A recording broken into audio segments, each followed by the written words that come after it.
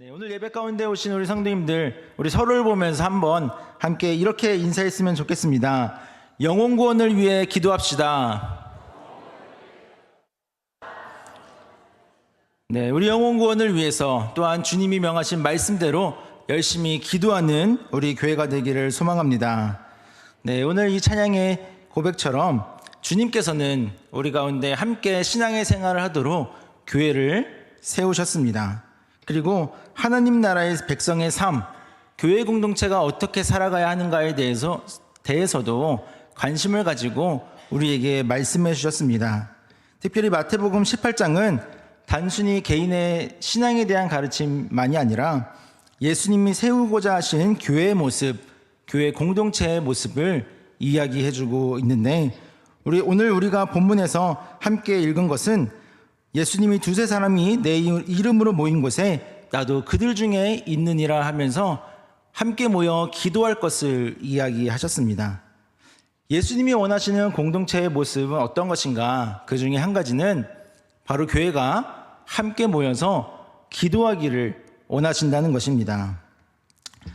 이 기도의 약속은 특별히 그 앞에서 연결되어 있는데요.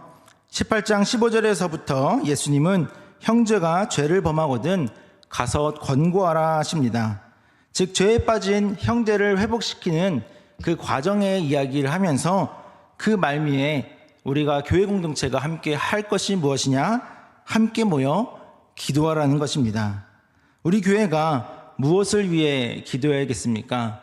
바로 한 영혼을 구원하고 잃어버린 영혼을 찾아오고 죄로 하나님과 깨어진 관계가 회복되기를 위해서 우리가 함께 기도해야 할 줄로 믿습니다. 그러면 그 기도의 자리 가운데 예수님이 우리와 함께 하신다고 약속하신 것입니다. 그러므로 우리는 함께 모여서 기도해야 합니다. 우리는 먼저 첫 번째로 한 영혼을 위해서 기도해야 합니다. 우리가 영혼 구원을 위해서 기도해야 한다는 이야기죠. 오늘 마태복음 18장의 12절부터는 우리 성도님들이 잘 아시는 잃은 양의 비유가 나옵니다. 어떤 사람이 양 100마리가 있는데 그 중에 하나가 길을 잃으면 99마리를 두고 그 한 마리를 찾으러 가지 않겠느냐 하시면서 그 이야기가 바로 잃어버린 한 형제를 찾는 이야기로 연결이 됩니다. 우리 14절과 15절의 말씀 함께 봉독해 보겠습니다. 시작. 이와 같이 이 작은 자 중에 하나라도 있는 것은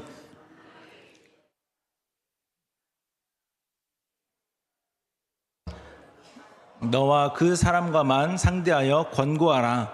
만일 들으면 내가 내 형제를 얻은 것이요. 아멘. 예수님이 잃은 한 양을 찾으러 가야 한다고 이야기하신 것처럼 하나도 잃지 않는 것이 하나님 아버지의 뜻이라고 이야기하시는데, 그러므로 내 형제가 죄를 범하거든 이제 먼저는 너와 그 사람만 상대해서 권고하고, 만약 그가 듣지 않으면 그 이후에는 두세 사람을 함께 가서 이야기하고, 그래도 듣지 않으면 교회에 말하고, 교회의 말도 듣지 않으면 이방인과 세리와 같이 여기라라고 이야기합니다. 우리 17절의 말씀도 함께 보겠습니다. 시작. 만일 그들의 말도 듣지 않거든 교회에 말하고, 교회의 말도 듣지 않거든 이방인과 세리와 같이 여기라. 아멘. 네, 그런데 이 말씀이 앞의 맥락 가운데는 단 하나도 잃지 않는 것이 하나님의 뜻이라고 이야기하는데, 이방인과 세리와 같이 여기라는 이 말이 우리에게는 마치 그 사람을 포기하고 교회 공동체 바깥으로 내쫓으라고 하는 이야기처럼 들리곤 합니다. 그러나 이런 이해는 앞의 이야기와는 맞지 않습니다. 또한 예수님께서는 이방인과 세리에게 누구보다도 따뜻한 마음을 가지고 그들을 품어 안으시고 그들을 초대하셨습니다. 그렇다면 우리가 이 말씀을 볼 때 어떻게 이해해야 할까요? 메시지 성경에서는 이 17절의 말씀을 이렇게 해석했습니다. 제가 읽어보겠습니다. 교회의 말도 듣지 않거든 너는 처음부터 다시 시작해야 할 것이다. 그에게 회개의 필요성을 지적하고 하나님의 용서하시는 사랑을 다시 베풀어야 한다. 이렇게 이야기했습니다. 그러니까 이방인과 세리와 같이 여기라는 그 말은 여러 번 사람들과 권고하고 또 교회가 가서 권고하고 이야기했어도 듣지 않으면 마치 그를 새신자처럼 다시 전도해야 할 대상으로 여기라는 이야기입니다. 그에게 다시 복음을 전하면서 그 죄 가운데 빠진 그 형제가 다시 회개해야 할 필요성을 이야기하고 또한 하나님의 용서하시는 사랑을 전파해서 다시 하나님 앞으로 그 형제가 회복될 수 있도록 초대하라는 그런 이야기입니다. 그리고 그 뒤에 나오는 말씀이 오늘 우리가 함께 읽은 본문입니다. 예수님은 땅에서 매면 하늘에서도 매이고 땅에서도 풀면 하늘에서도 풀린다고 이야기하시며 우리에게 함께 모여 기도하면 그 기도를 들어주시리라 이야기하셨습니다. 우리 19절의 말씀을 다시 한번 봉독해 볼까요? 시작. 진실로 다시 너희에게 이르노니 너희 중에 두 사람이 땅에서 합심하여 무엇이든지 구하면 하늘에 계신 내 아버지께서 그들을 위하여 이루게 하시리라. 아멘.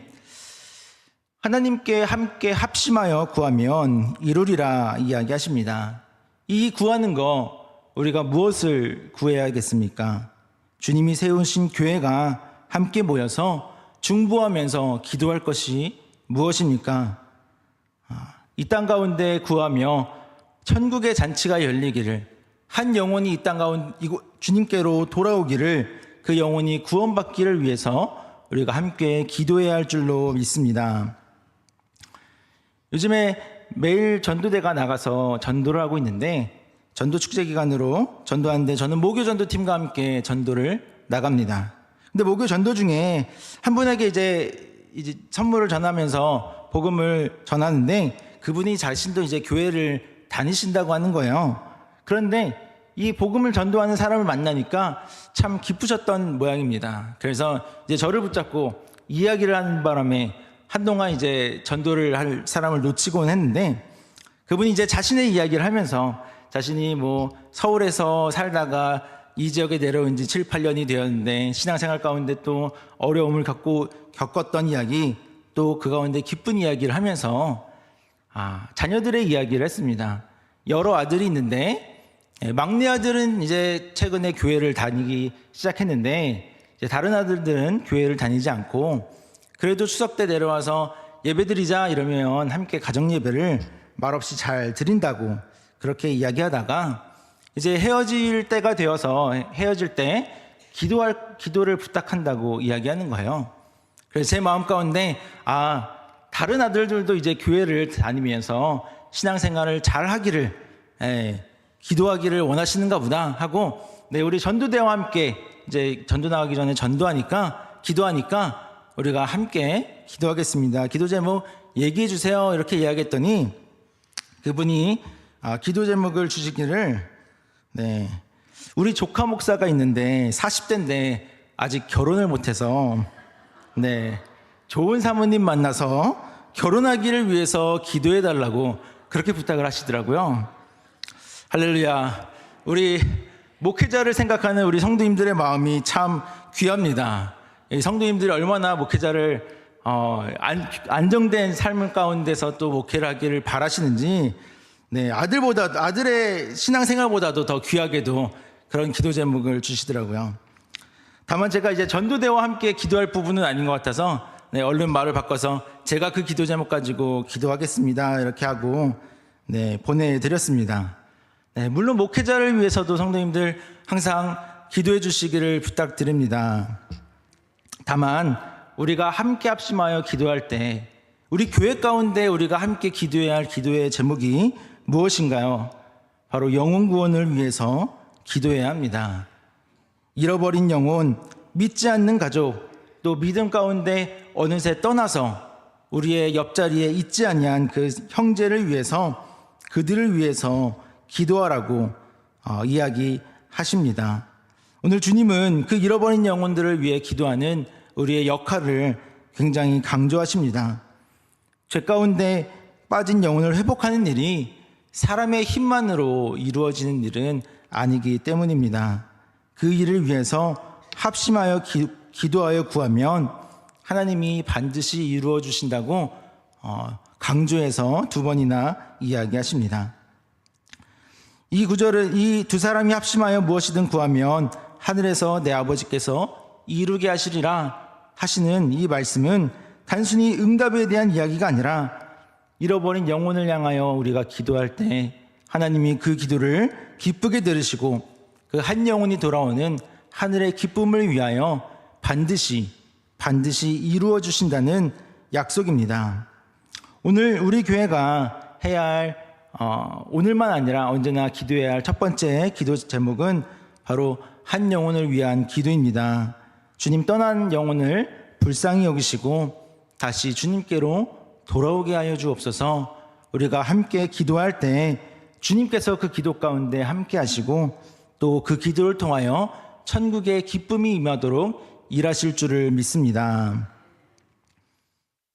네, 우리가 또한 교회가 함께 기도해야 할 것이 있습니다. 그것은 두 번째, 공동체를 위해서 기도해야 합니다. 이 공동체는 나라를 위해서이기도 하고 이 민족을 위해서이기도 하고 또한 우리 신앙 공동체, 교회를 위해서이기도 합니다. 우리 중보기도 대원들이 교회 가운데 있는데요. 네, 많은 중보기도 대원들이 중보기도실에서 함께 기도하면서 사람들의 아픔과 위로와 아픔의 위로와 또한 회복을 위해서 함께 기도하고 있습니다. 또한 그 가운데 참 기쁜 회복의 역사들이 있는데 이런 기도의 역사가 단지 개인에게만 이루어지는 것이 아니라 공동체를 위해서 기도할 때도 놀라운 힘을 발휘합니다. 그렇기 때문에 우리는 교회가 함께 기도할 때 나라와 민족과 또한 공동체를 위해서 기도해야 합니다. 우리 예레미야 애가 3장 1절의 말씀을 함께 봉독하겠습니다. 시작. 여호와의 분노의 매로 말미암아.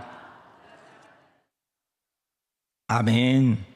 예레미야 애가는 무너진 예루살렘을 바라보며 흘린 예레미야의 통곡의 시들입니다. 그가 민족의 멸망을 바라보며 애통해하면서 하나님께 기도를 올려드리는데 우리 3장 1절의 말씀처럼 그가 첫 번째로 고백하는 것은 하나님의 분노의 매로 말미암아 고난당한 자가 나다라고 그렇게 고백하고 있습니다. 우리가 공동체를 위해서 기도할 때 가져야 할 마음은 바로 그 공동체의 아픔이, 공동체의 죄가, 슬픔이 바로 자신의 것이라고 끌어안아주는 마음이 있어야 합니다. 그 예레미야는 바벨론의 공격으로 파괴된 도성을, 그 아픔을, 민족의 아픔을 지극히 개인적인 아픔으로 끌어안아서 이야기합니다. 그가 어둠 속에 있는 것 같다고, 종일 나를 하나님이 치시는 것 같다고, 내가 죄로 덮인 것 같고 평안이 떠나버린 것 같고 소망이 끊긴 것 같다고 그가 그 민족의 아픔을 자신의 아픔처럼 여겨서 그의 괴로움을 가지고 하나님께 눈물을 흘리며 기도합니다. 예레미야가 자신을 고난당하는 이스라엘 백성 중에 하나이자 하나님 앞에서 그들의 죄악을 감당하는 대표자로서 서서 그 민족을 위해서 중보기도 하고 있는 것입니다. 사실 이 이스라엘 백성이 지은 죄가 예레미야가 지은 죄일까요? 그렇지는 않았습니다. 그가 온갖 방법으로 유다의 죄를 지적하고 그 회개를 촉구했으나 사람들은 돌이키지 않았고 오히려 그 회개를 이야기하는 예레미야를 박해했습니다. 그리고 그들의 완악함대로 이스라엘은 심판을 받았습니다. 선지자는 예레미야는 하나님의 경고를 무시한 이 유다의 몰락이 그들의 죄 때문이다라고 이야기할 수도 있었을 것입니다. 그들의 죄로 인한 당연한 결과다라고 말할 수도 있었을 것입니다. 그런데 그는 이 아픔을 자신과 동떨어진 것으로 여기지 아니하고 그들이 죄를 지었다라고 말하지 않고 우리가 죄를 범했다라고 고백합니다. 그렇기에 누구보다도 간절하게 하나님 앞에 중보 기도를 올렸습니다. 우리가 공동체를 위해서 기도할 때 우리의 기도가 어떤 것이어야 하나요? 바로 공동체의 죄를 남의 것으로 여기지 않고, 공동체의 아픔을 남의 아픔으로 여기지 않고 나의 아픔으로 여기며 기도해야 합니다. 예레미야는 민족의 죄를 자신의 죄로 받아들이고 더욱 간절하게 하나님 앞에 눈물로 기도했습니다. 그의 기도는 남의 죄를 지적하는, 정죄하는 기도가 아니라 하나님 앞에 겸손한 회개의 기도였습니다. 이것이 공동체를 위한 기도입니다. 출애굽기 32장에 모세가 금송아지를 만들어서 하나님을 배반한 이스라엘 백성들을 위해서 주께서 그들의 죄를 사하여 주시옵소서, 그렇지 않으면 차라리 내 이름을 생명책에서 지어주십시오라고 자기의 생명을 내어놓으며 마치 자신이 죄를 지은 것 마냥 하나님 앞에 심판 가운데 나아갔던 것처럼 우리는 공동체를 위해서 기도할 때 바로 그 공동체의 아픔을 나의 아픔으로 끌어안고 기도해야 합니다. 그때 바로 공동체를 위하여 하나님이 일하시는 줄 믿습니다. 제가 학생 때 감명 깊게 본 영화 중에 쉰들러 리스트라는 영화가 있었습니다. 이 영화는 실존 인물 오스카 쉰들러의 모습을 묘사한 영화였는데, 그는 독일의 실업가로 나치당의 일원이었습니다. 그는 처음에는 유대인들을 값싼 노동력으로 이용할 수 있어서 거기서 이익을 얻으려는 욕심으로 공장을 세우고 기업 활동을 했습니다. 그런데 전쟁이 길어지면서 유대인들이 학살당하는 끔찍한 현실을 자신의 눈으로 목도하게 되면서 그의 마음이 점점 바뀌게 됩니다. 쉰들러가 자신이 속한 이 나라의 죄를 외면할 수가 없었습니다. 그래서 자신도 이 잘못 가운데 책임지기 위해서 그가 단순히 그곳을 벗어나는 게 아니라 자신의 기업과 자신의 모든 재산을 활용해서 유대인들을 독일에서부터 구출하기 시작합니다. 강제 수용소에서 그들을 빼내서 자신의 공장의 일꾼으로 들여야 한다고 데려오게 되었습니다. 자신의 공장에 유대인 노동자들을 고용하면서 강제 수용소에 보내지는 것을 막고 그 가족들까지도 자신의 공장에 수용했습니다. 뇌물을 나치 당원들과 군인들에게 먹이면서, 그리고 자신의 사비를 털어 사람들을 먹이면서 그렇게 많은 사람들을 자신의 안전한 도피처 가운데 데려왔습니다. 그가 그렇게 데려온 사람들의 명단을 작성했는데 그 명단을 쉰들러 리스트라고 부르며 영화 이름의 유래가 되었습니다. 그 쉰들러 리스트에 적힌 사람들의 명단은 1,100명이 넘는 인원이었습니다. 또 수천 명의 사람을 그 아우슈비츠에서 꺼내서 다른 공장으로 보내는 일도 했습니다. 영화 가운데는 그가 자신의 돈이 떨어지자 이제는 시계와 옷과 자동차까지 팔아서 그 돈으로 사람들을 구출하고 자신의 모든 재산을 다 사용하고 맙니다. 그리고 마지막 장면에서 그가 울면서 이렇게 이야기합니다. 이 반지 하나만 더 팔았어도 한 사람을 더 살릴 수 있었을 텐데 하면서 그가 눈물 흘리며 자신의 민족이 지은 그 잘못 가운데 조금이라도 속죄하고자 열심히 헌신했습니다. 그리고 전쟁이 마치고 수많은 유대인들이 그를 인정하며 그가 전쟁 후에도 그에게 헌신적인 태도를 보낸 사람을 쉰들러 유대인이라고 부르기까지 되었습니다. 그가 자기 나라와 자기 민족의 죄를 자신의 것으로 여기며 자신의 재산을 모두 사용해 가면서 수천 명의 생명을 살렸듯이 한 기도자가 민족을 위해서 이 아픔이, 이 죄가 자신의 것이라고 여기며 기도한다면 하나님께서 더 놀라운 역사를 이루시지 않을까요?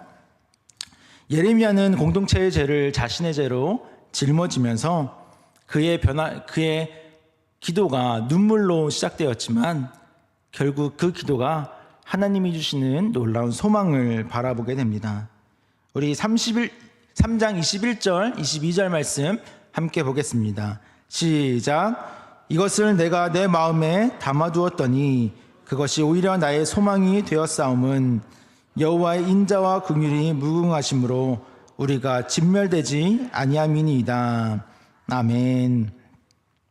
예레미야가 정말 20절까지 길고 긴 아픔과 눈물의 이야기를 써내립니다. 하나님이 나를 치시는 것만 같다고 눈물을 흘리며 기도하는데 그가 21절에서 이렇게 마음에 담아두고 기도하는 가운데 그것이 소망이 되었다라고 이야기합니다.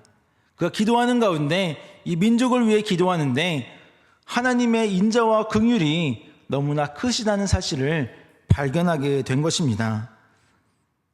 그 지은 죄로 인해서 징계를 받지만 그러나 완전히 진멸되지 아니하고 하나님이 다시 소생시키는 것만 해도 얼마나 감사한지, 또한 하나님이 다시 이 민족을 일으키실 것을 바라보며 그가 소망을 가지고 감사의 기도를 올려드릴 수 있게 되었다는 것입니다. 그가 민족을 위해 기도할 때 하나님이 그 마음이 징계에만 있지 아니하고 다시 소생시키시는 놀라운 은혜와 자비가 있다는 사실로 나아가는 놀라운 은혜가 그 가운데 있었습니다.